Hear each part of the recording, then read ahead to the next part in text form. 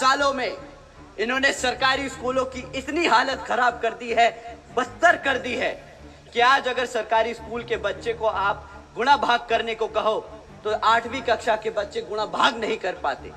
और ये मैं नहीं कह रहा, ये इनकी सरकारी सर्वे बोल रहे हैं। अगर आप उनसे पूछो अंग्रेजी में 4 सेंटेंस बोल दो बच्चे, तो वो सेंटेंस अंग्रेजी में सवाल जवाब नहीं कर सकते, वो समझ नहीं पाते कि सामने वाला अंग्रेजी में बोल क्या रहा है। साथियों, अगर शिक्षा के और नाम पर आपने ये खिलवाड़ किया है तो आप बताइए क्या इन लोगों को वोट बनता है कि नहीं? वोट नहीं बनता तो क्या बनता है? जूता, चप्पल या लाठी? क्या तीनों मारोगे? तीनों मारोगे? ठीक है साथियों, तो एक एक जोड़ी चप्पल निकाल लीजिए, एक एक लाठी निकाल लीजिए और एक एक जूता निकाल लीजिए। वोट मांगने आए उसी हिसाब से उसे वोट, चप्पल, जूता और डंडा मार मार के उसको बता देना कि जो तुम लोगों ने हमारे से शिक्षा छीनी है उसके बदले तुम्हें वोट नहीं, ये डंडा मिलेगा। साथियों, शिक्षा के नाम पर इनसे जब सवाल करोगे तो ये आपको डिजिटल इंडिया की बात बताएंगे कि हमने डिजिटल इंडिया बनाया है, चलाता है।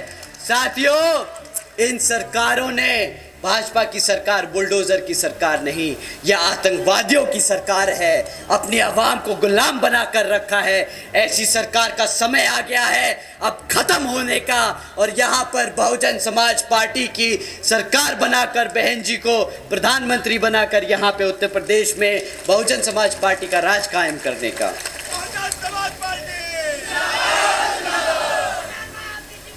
साथियों,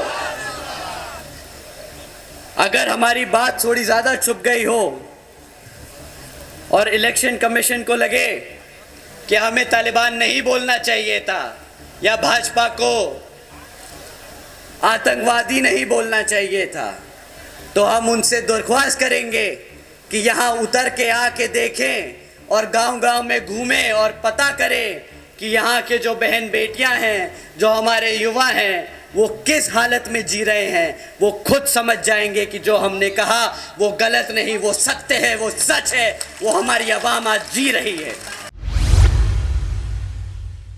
लोकसभा चुनाव को मद्देनजर रखते हुए बहुजन समाज पार्टी की सुप्रीमो मायावती एक बार फिर से क्या कोई बड़ा खेल खेलती हुई नजर आ सकती हैं। जिस तरह से अपने भतीजे आकाश आनंद को कोऑर्डिनेटर के पद से हटाया है, वहीं बतौर उत्तराधिकारी भी आकाश आनंद का नाम घोषित किया गया था और उत्तराधिकारी के पद से भी आकाश आनंद की विदाई हो चुकी है। अब ऐसे में सवाल ये बन जाते हैं कि मायावती अब किसी का साथ पाना चाहेंगी इन चुनाव में ही या फिर नहीं, या फिर एक बार फिर से इस पद पर आकाश आनंद की वापसी देखने को मिल सकती है। नमस्कार, नेक्स्ट 9 न्यूज देख रहे हैं आप। मैं हूं आपके साथ प्रांशु राठौर।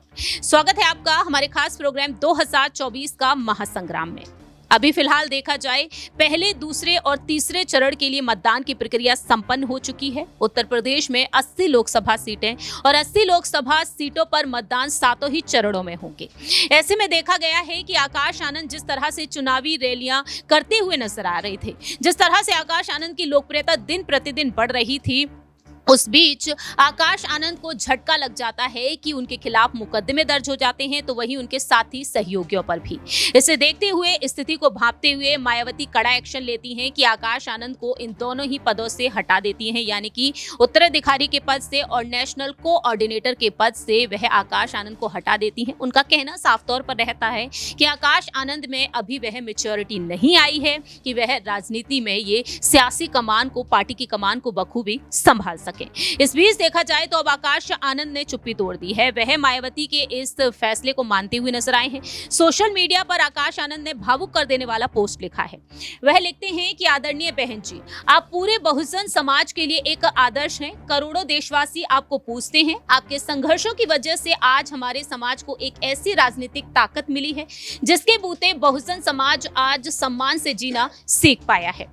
वह ये भी कहते हैं कि आप हमारी सर्वमान्य नेता हैं, आपका आदेश सिर माथे पर। भीम मिशन और अपने समाज के लिए मैं अपनी अंतिम सांस तक लड़ता रहूंगा। जय भीम, जय भारत। इस तरह से आकाश आनंद ने अपनी बात रखी। लेकिन ऐसे में सवाल ये बन जाते हैं कि आकाश आनंद अब आने वाले समय में किस भूमिका में नजर आएंगे। चुनावी प्रचार से तो वह दूर नजर आ गए। दरअसल ये कहा जा रहा है, सियासी जानकारों का ये कहना है कि मायावती ने स्थिति को देखते हुए आकाश आनंद को इस वजह से साइडलाइन कर दिया, जिस तरह से उनके खिलाफ मुकदमे दर्ज हो रहे थे, वहीं परिवारवाद को जिस तरह से बढ़ावा मिलता हुआ नजर आ रहा था। ऐसे में मायावती ने चुनावी कमान आकाश आनंद को जो सौंप रखी थी वो अब छीन ली है, क्योंकि कहना यह भी रह रहा है कि मायावती नहीं चाहती कि उनकी पार्टी की कमान को जब आकाश आनंद संभालें, जो उत्तराधिकारी उनका हो वह कानूनी पचड़े में फंसता हुआ नजर न आए। मानना यहाँ पर यह भी है कि आकाश आनंद कोर्ट के चक्कर लगाते हुए देखे ना जाए आने वाले समय में, भविष्य में, और इसी वजह से आकाश आनंद को और भी ज्यादा समय दे दिया गया है। न्यूज रूम में बैठे हुए सहयोगियों से जानेंगे मायावती के इस फैसले पर उनका क्या कुछ कहना रहेगा। सबसे पहले हम सवाल लेना चाहेंगे हमारी सहयोगी आश्रुति से।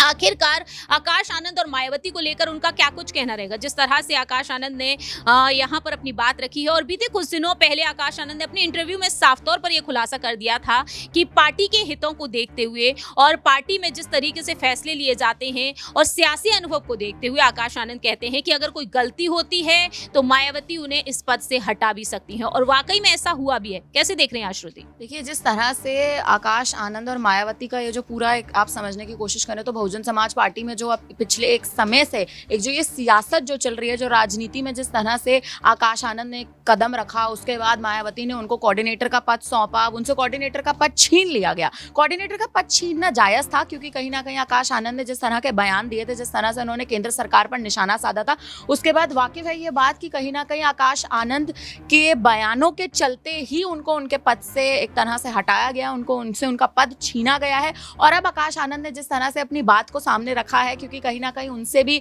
इस उम्मीद लगाई जा रही थी कि जब से मायावती की ओर से उठाए इस कदम को करीब 2 दिन का समय बीत चुका है, तो अब उसके बाद से आकाश आनंद का क्या रुख रहेगा राजनीति को लेकर, ये बहुत बड़ा सवाल था। और उसको कहीं ना कहीं आकाश आनंद ने एक स्पष्टीकरण दे दिया है। उन्होंने कहीं ना कहीं मायावती के इस निर्णय को सराखों पर रखा है, और कहीं ना कहीं वो अभी भी उनकी जो लॉयल्टी है बहुजन समाज पार्टी को लेकर, उस पर आप अभी भी सवाल नहीं उठा सकते, क्योंकि वो अपने बयानों को लेकर भले ही माफी नहीं मांग रहे हो, लेकिन अभी भी वो मायावती के साथ अपना हाथ तो नहीं पीछे करेंगे। ये तो एक मतलब आप समझे तो ये एक तो स्पष्ट बात है। बिल्कुल, आकाश आनंद कहीं ना कहीं देखा जाए तो आने वाले समय में भी इसी तरीके से बहुजन समाज पार्टी की कमान को संभालते हुए नजर आएंगे। आपको याद दिला दें कि जब 2019 में लोकसभा चुनाव हुए, उस दौरान मायावती के जो भाई हैं आनंद कुमार पर भी आरोप लगते हुए नजर आए, और देखा गया जब वह भी कहीं ना कहीं फंसते हुए नजर आ रहे थे तो मायावती ने उन्हें उपाध्यक्ष के पद से हटा दिया। बहुजन समाज पार्टी में दूसरे नंबर पर उपाध्यक्ष का पद आता है, और उस वक्त देखा गया कि आनंद कुमार को उपाध्यक्ष के पद से मायावती हटा देती हैं। अब इसके बाद यहाँ पर यही नजारा आकाश आनंद के साथ देखा गया है, लेकिन उपाध्यक्ष पद पर एक बार फिर से आनंद कुमार की वापसी होती हुई नजर आती है। ऐसा ही नजारा आकाश आनंद के साथ भी हम आने वाले समय में देख सकते हैं। लेकिन यहाँ पर सवाल ये बन जाते हैं कि आकाश आनंद को इस पद से हटाए जाने पर मायावती को कितना भारी नुकसान हो सकता है। दरअसल आपको बता दें कि जिस तरह से वोट बैंक को बढ़ावा मिल रहा था आकाश की वजह से, कहीं ना कहीं वो वोट बैंक कटते हुए भी देखे जा सकते हैं, क्योंकि चुनावी रैलियों की मांग लगातार आकाश आनंद की बढ़ने लगी थी। जिस तरह से युवा नेता के तौर पर आकाश आनंद उभर कर सामने आ रहे थे, तो मायावती को एक बड़ा सियासी फायदा भी मिल रहा था। हमारा अगला सवाल यहाँ पर तनुज से रहेगा। आकाश आनंद को दरकिनार कर देना मायावती के लिए लोकसभा चुनाव में कितना भारी नुकसान माना जा सकता है? देखिए, कहीं ना कहीं आकाश आनंद को भले ही मायावती ने दरकिनार कर दिया है, लेकिन इस बात को झुठलाया नहीं जा सकता कि आकाश आनंद जिस तरह से रैलियां कर रहे थे, जनता को संबोधित कर रहे हैं, तो कहीं ना कहीं बीएसपी पार्टी का जो वोट टूट चुका था वो एकजुट होने की कोशिश कर रहा था। क्योंकि आपने देखा होगा कि अब दलितों का सिर्फ एक नेता नहीं है, दलितों के कई नेता हैं। चंद्रशेखर आजाद ले लीजिए, स्वामी प्रसाद मौर्य ले लीजिए, सब अब दलित वोट काटने का काम करते हैं। ऐसे में मायावती जो थी वो बहुत ही शांत नजर आ रही थी, राजनीति से बहुत ज्यादा दूर हो गई थी। लेकिन लोकसभा 2024 के चुनावों में जब आकाश आनंद का नाम सामने आया, जिस तरह से उन्होंने रैलियां करी, आपने देखा होगा एकदम से सुर्खियों में आ गई। भले ही अपने विवादित बयानों की वजह से सुर्खियों में आए हो, लेकिन सुर्खियों में आ गए। लेकिन कहीं ना कहीं अब आप देखिए जो बीएसपी की जो वोटर्स हैं वो भी थोड़ा सा मायावती से नाराज जरूर दिखाई देंगे, क्योंकि वो नहीं चाहते थे कि आकाश आनंद को इस तरह से एकदम से दरकिनार किया जाए, क्योंकि आरोप देखिए पार्टी के कई नेताओं पर लगते हैं। अब आप बीजेपी पार्टी को देखिए, ब्रजभूषण पर कितने गंभीर आरोप लगे हैं, लेकिन बीजेपी पार्टी ने आज तक कोई एक्शन लिया नहीं लिया। तो जरूरी नहीं था कि एकदम से इस तरह से उन्हें इतने बड़े पद से हटा देना, इस तरह का एक्शन ले लेना। गलती हो गई तो वो खुद एक इंटरव्यू में कहते नजर आए थे कि हाँ, हमारे शब्दों का चयन सही से नहीं हुआ, हमसे गलती हो गई, हमें मौका मिला तो हम आगे चलकर माफी भी मांगेंगे। जब वो हर चीज के लिए तैयार थे तो एकदम से इस तरह से पद छीन लेते ना कहीं मायावती को नुकसान जरूर होगा। बिल्कुल, मायावती को जो भारी नुकसान कहीं ना कहीं लोकसभा चुनाव में होता हुआ नजर आ रहा है। ऐसे में देखा जाए तो कहीं ना कहीं मायावती को क्या किसी की जरूरत पड़ सकती है। यहाँ पर देखा जाए एक बार फिर से आजाद समाज जो पार्टी के राष्ट्रीय अध्यक्ष चंद्रशेखर आजाद को लेकर सियासी अटकलें तेज हो रही हैं। वो आजाद जो इंतजार अब भी कर रहे हैं, 2017 में जेल की तरफ उनका रुख हो जाता है, जेल वह पहुंच जाते हैं और मायावती कह देती हैं साफ तौर पर कि इनसे इनका कोई नाता नहीं है और बसपा से उनकी विदाई हो जाती है। लेकिन तब से चंद्रशेखर आजाद यही इंतजार कर रहे हैं कि कोई ना कोई पल तो ऐसा आएगा जब बहन जी कहेंगी कि आइए पार्टी की कमान को संभालिए। तो क्या आकाश आनंद की अगर इस पद पर एक बार फिर से वापसी होती है या फिर नहीं? ऐसे में मायावती एक बार फिर से चंद्रशेखर आजाद का साथ पाना चाहेंगी या फिर नहीं? क्योंकि पूरी तरीके से देखा जाए तो आजाद का रास्ता अभी साफ नजर आ रहा है। अगला सवाल यहाँ पर हमारे सहयोगी अमन जी से रहेगा कि आखिरकार चंद्रशेखर आजाद के लिए कितना सियासी फायदा इस वक्त माना जा सकता है। नगीना सीट से लॉन्च किया जाता है आकाश आनंद को और नगीना सीट से खुद मायावती एक वक्त चुनाव लड़ी थी, जीत हासिल की थी। उन्हीं के नक्शे कदमों पर आजाद चलते हुए नजर आए हैं। कहते हैं कि जीत तो मेरी पक्की है, 70% वोट बैंक मेरे पक्ष में है, 30% वोट बैंक बाकी के अन्य दलों के पक्षों में है। और ऐसे में आजाद का रास्ता पूरी तरीके से आकाश आनंद के चलते साफ तो हो रहा है। लेकिन देखा जाए युवा नेता के तौर पर दलित समुदाय को संभालने वाले चंद्रशेखर आजाद रहे तो वहीं आकाश आनंद भी, तो कहीं ना कहीं मायावती से अलग रहकर भी उन्हें एक सियासी फायदा हो रहा है।